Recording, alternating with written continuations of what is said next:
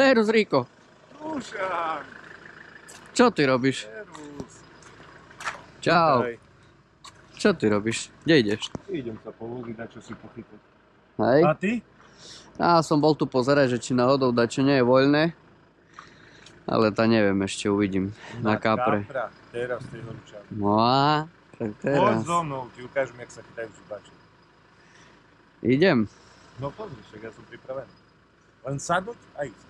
No tá poďme. OK.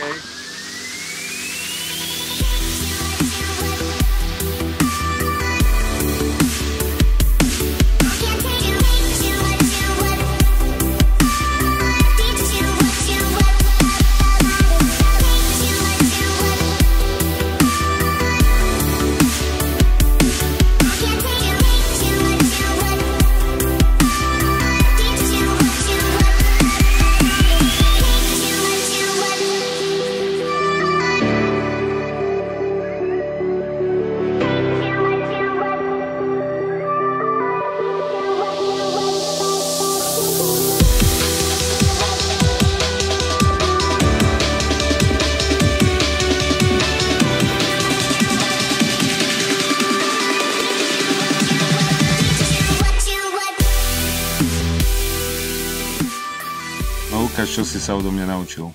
Čo to tam máš? No, takže Riko mi tu nachystal poriadne šupy od značky Mikada, Fish Huntery. Na to vraj teraz idú ryby.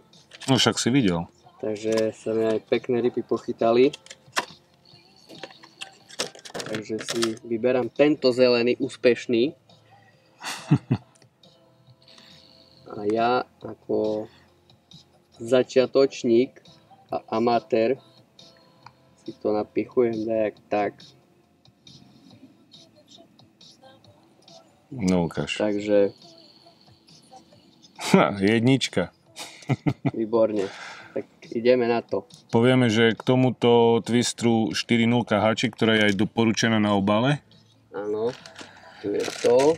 Niektorí výrobcovia aj doporučujú veľkosť háčika. Takže Ty si tam dal teraz 3.0, no to nevadí. tak ja sa ešte len učím. Takže ideme do nich. Ideme to skúsiť.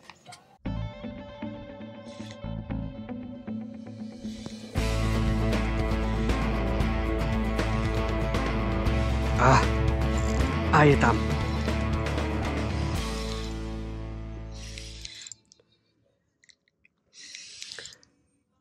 Pecka. No, tam jak se zdá čo dremho. Tu je.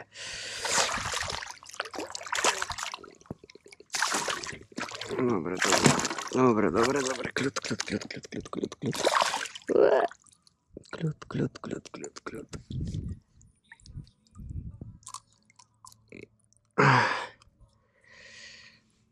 Pecka.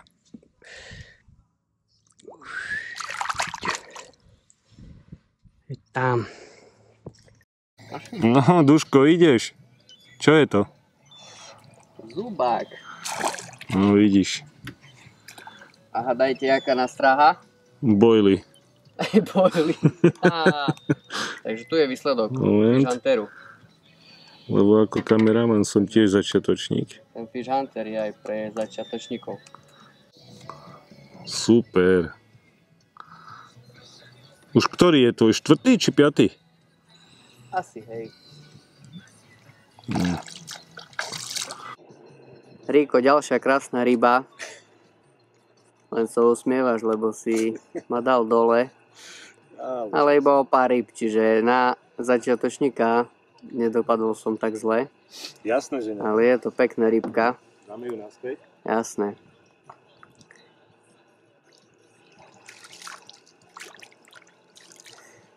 No, v skratke, Riko, nám povedz, kde chytáme, čo chytáme a na čo chytáme. Chytáme na Zemplínskej širave. Je leto, august, začiatok augusta, voda má 24 stupňov, čiže dosť teplá. Začína sa nám už robiť sinica. Chytá sa dosť ťažko, Ryby sú, ale nie sú tak aktívne, jak by boli, keby bola chladnejšia voda. Myslím si. Ja ako začiatočník som vlastne nevedel, jak sa to chytá, si mi ukázal, ale povedz nám ešte, na jakej vode sa vlastne teraz chytajú tie zubače, na jaké hlavy sa používajú hlavne, do jakej hĺbky? Treba ich hľadať, ale zatiaľ, čo sme dnes pochytali, tak sme to pochytali, najviac sme pochytali od 6 do 9 metrov hĺbky. V pličej vode boli, ale nereagovali. Pred mesiacom zase boli v pličej vode aktívnejšie, v hlbokej neboli aktívne. Čiže treba stále skúšať hľadať. A čím hlbšia voda a väčšia nastraha, tým väčšia hlava. Aby sme mali kontakt, aby sme pri tom prepade cítili, kedy dopadne na dno. Čiže ja keď vyvážim si na strahu tak, že ju proste musím cítiť. Keď ju cítim, ako mi dopadla, je dobré. Ak ju necítim, dávam ťažšiu hlavu. A keď mi klope až veľmi, dám si ľahšiu hlavu. To je všetko proste. Treba to skúšať. Hej, no ja som si všimol, že dnes som dostal Mikado gumy od teba. Áno. A najviac mi fungovala zelená. Stále to tak je, alebo... No biela a zelená mi fungovala. Ale je to stále tak, či funguje aj iné farby? Zelená má celoročne takých 70% úspešnosť. Ale veľakrát ju, hoď aj na kratšiu dobu v roku, ale čo sa týka intenzity, prírodné farby ju dokážu preskočiť určite. Lenže zase, je to sezónna záležitosť. Keby som to bral celoročne najúspešnejšiu farbu, určite je to nejaký oteň zelený. No dobre, v skratke by sme to mali, ale ešte by ma jedna vec zaujímala. Na čo sú ti toľko sonarov? Tu máš vlastne jeden, druhý a tu je vlastne ešte jeden, na ktorý teraz tak ani nevidno, ale ktorý je na čo? No, ktorý je na čo? Každý má svoje opodstatnenie. HDS-ku používam hlavne, mám ešte aj maliču, čiže používam ju na kolibriku, lebo mám tam 3D struktúre sken sondu, ktorá je úplne perfektná, dokonalá. S ňou si chytám na kolibriku, ale keďže si do ňou ukladám aj body, tak ho berem aj na tento čln, aby som body, ktoré mám z kolibriku, mal aj na tom člne. A tu využívam klasický sidescan a klasické bočné snímanie na 12. Nič komplikované. A toto je proste gro všetkého podľa mňa, lebo dokážem si dohľadať podľa smerovej sondy rybu, kde je, ktorým smerom, ako ďaleko od člna a či mi reaguje na nastrahu. Čiže toto už je, by som povedal, taký finish už pred samotným lovom. Najvyšší level. Čiže na tomto člne navigácia, tu nejaké nerovnosti na dne, to si popozerám, ale väčšinou tu všetko poznám. Čiže ani není dôležitý pre mňa. Priblížim sa k bodu, dohľadám si rybu pri bode s livekou a potom už vám skúšam, že čo im chutí. No super. Videl si to na vlastné oči, skúšal si podľa liveky chytať. Chytil si? No jasne, videl si pochytal? Parádne, je to super, no. No, však sme urobili aj nejaké video, tak potom... Jasné, to... Bude vidno. Niekde to vpichneme. Dobre, super, díky. Ten obraz je taký, aký je, lebo sa tu vozia v zime na lyžiach. Sa má voziť a nie v lete. Na lyžiach, no. Ale... No nevadí. Takže ideme ďalej chytať. No, máme ešte pred sebou toho veľa. Veľa sme nevyskúšali. Takto dopadajú naše twistre. Čiže malé zubače nám do veľkých twistrov idú do chvostov. A veľké zubače sú apatické, takže dosť ťažký boj dnes. Ale už máme cez 30 ryb, ideme pokračovať. Jo, super. Takže držte prsty, čaute.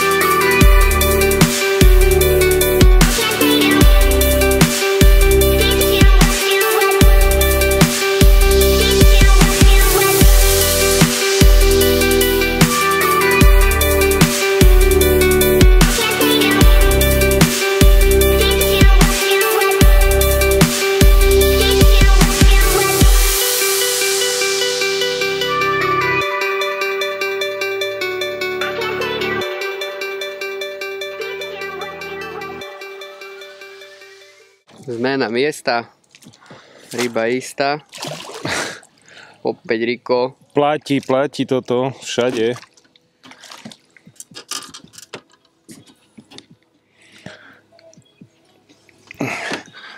Tak.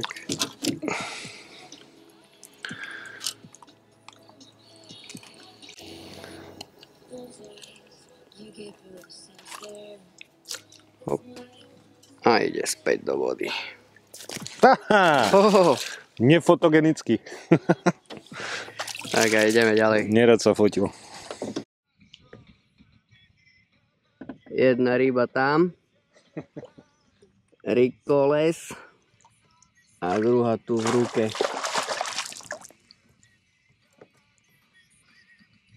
Takže berú. Riku, ukážeš nám aj uzol, alebo jak spájaš vlastne šnúru s fluorokarbonom?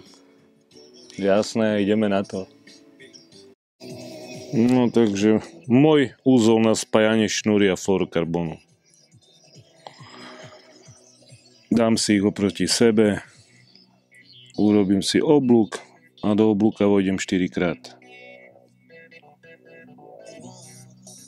To je jedna strana. To isté z druhej strany. Oblúk 4-krát.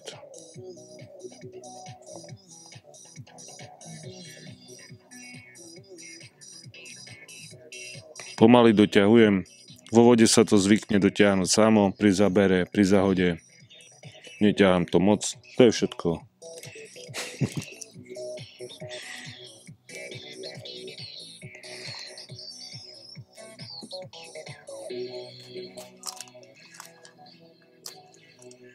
Hotovo.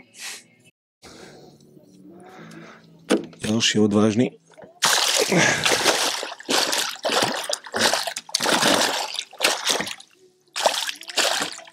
Ako vitalita im nechýba. Zábery sú agresívne. Ale vadí mi, že tak hltajú na strahu. Veľmi hlboko. Nechcem, že by som im musel vyťahovať z krku. Toto išlo pekne.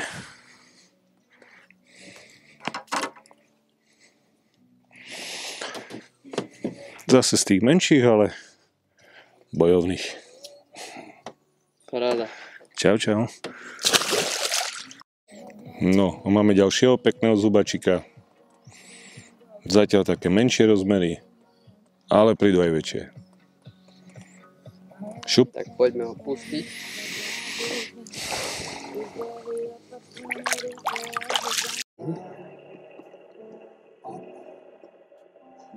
Tu máme prekážku, zbúraný most a na konci mosta na hrane stoja zubačie ostrežie. Teraz skúsime im to hodiť, ak sa budú správať. Tu je naša nástraha a ideme medzi nich, či sa niektorí ulakomí. Teraz sme v jame levovej.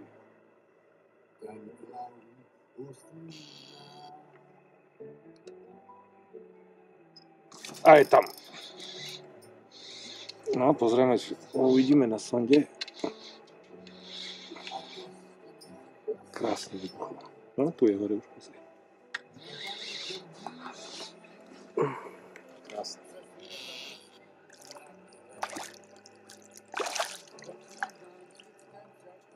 Pomeráme si ho. Dáš podberek do vody? Hej, počkaj. Šup.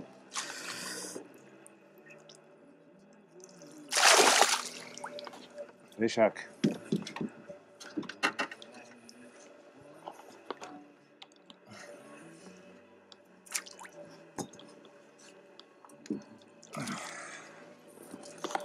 Zase nejaký fešik 50-kový, 60-kový,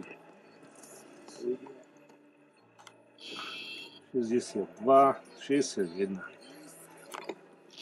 Také isté dookola. No, dnes sa nám nedarí prekonať túto hranicu.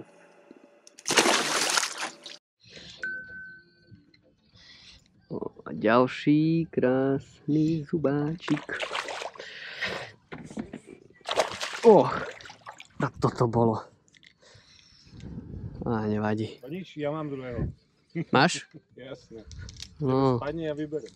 Ja teraz hodím a mám ďalšieho. Ale zase štenia. Šteniak. Veľkého vlka nám prevára. To je taký ovčiačik.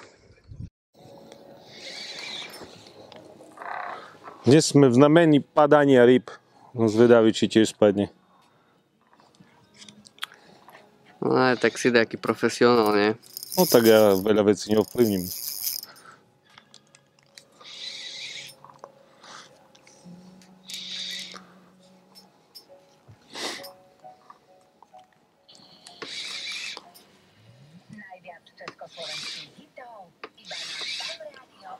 No čo, ukáže sa nám. Tam je tá zrada. Ryba chytená za bok.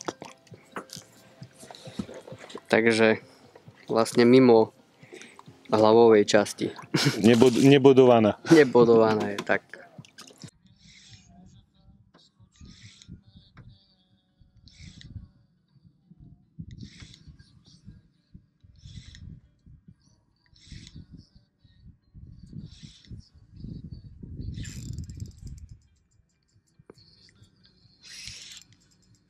Ten bude krajší. Hej. Dobre. Sa snaž ho dostať na druhú stranu pod zberák. Ty kokos. Toto bude iná. No môže byť aj sumec, pozor, hej. Cievku si nastav. Mám.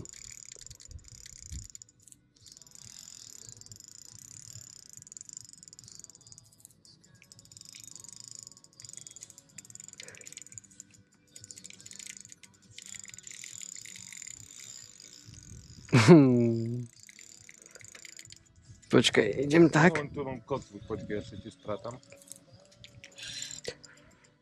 Nesmiem ti vojsť do kotvy, lebo ti odrežu. Som tak prišiel pekný ryby.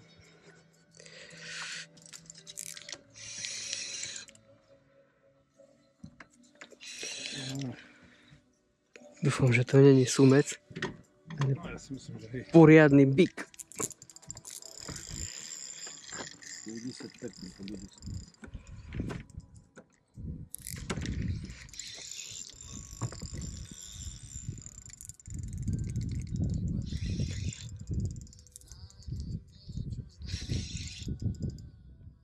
Jak fajne nejde.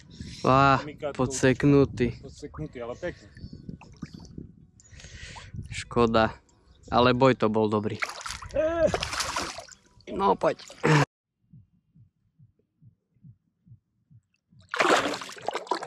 Tak sme na konci. Riko, jak by si to zhodnotil celý ten deň? Krásne počasie a ťažká rybačka. Dosť trebalo hľadať, dosť trebalo skúšať, meniť taktiku lovu, meniť nástrahy. Aj keď sme rybu našli, videli, nereagovala stále. Z davu 10 ryb vybehla jedna. A zväčša to bolo tak až na pár bodov, že sme mali po jednej rybe z jedného bodu. Ale keďže mám tu cez 50 bodov, tak pochytať sme pochytali, ale vie to tu byť 100-krát lepšie. Bolo to ťažké. Ja to dávam za vinu určite teplote vody, málo kyslíka vo vode. Ryba je dosť apatická a je napadnutá kaprovcom, čo tiež môže zapričiňovať to, že není až tak. No aj voda je špinavá. Ono, špinavosť vody si nemyslím, že to rieši. A skôr si myslím, že tá teplota to robí. Aj to, že už sa tvoria sinice, tým pádom aj tá okysličenosť vody nebude taká, jak za normálnych okolností. A to je podľa mňa každé leto, preto ja sa v lete aj dosť pri vláči vyhýbam, lebo potom mrzí ma to. Takže robím iné veci, ale tento rok som to skúsil a potvrdilo sa, že v lete je príleč ťažká. No super, za mňa, jak na začiatočníka, akože som si zachytal parádne, tie kopance sú super, je to paráda, treba si to vyskúšať, toto ja som bol veľakrát proti tomu, ale je to sranda, že celý deň na lodi privlačovať, ale keď človek má dobrého inštruktora, takže zbehne to raz, dva a hovorím, za mňa super, no a možno takedy ešte, keď ma Riko zobere na loď, tak... Uniesiem ťa ešte raz. Ešte, hej, keď ma raz uniesie, ráno to bolo náhoda, tak zobral ma na tú loď ale paráda. Ja som spokojný, no a počasie tiež, jak Riko už povedal, parádne, ale keby sme mali toto oblečenie... No tak to je pravda, bez toho ani toto v tom počasí človek nevydrží, zhorí na vode. Není šanca. Takže za mňa oblečenie treba sa super. chrániť, lebo slnko je silné a dáva dvojitú ranu aj odraz od vody. A toto UV-čkové oblečenie je proste jediná šanca vydržať celý deň. To ani si neviem predstaviť bez toho. Koľkokrát si zabudnem dať kapucňu a druhý deň mám spálený krk, uši, všetko. Úplne na kost. V ušiach nemám kost. To dokážu. Dobre, takže by sme to tak ukončili. Za mňa super, za Rika super. Počasie vyšlo, ryby sme pochytali. Posmiali sme sa. No, dosť bola sranda, takže dobre. Takže možno na budúce. Čaute.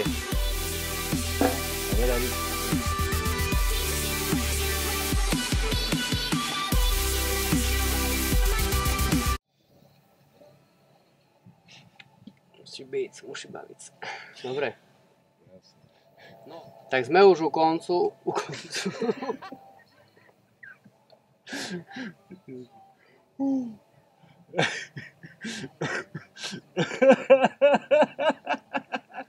Ty si milý.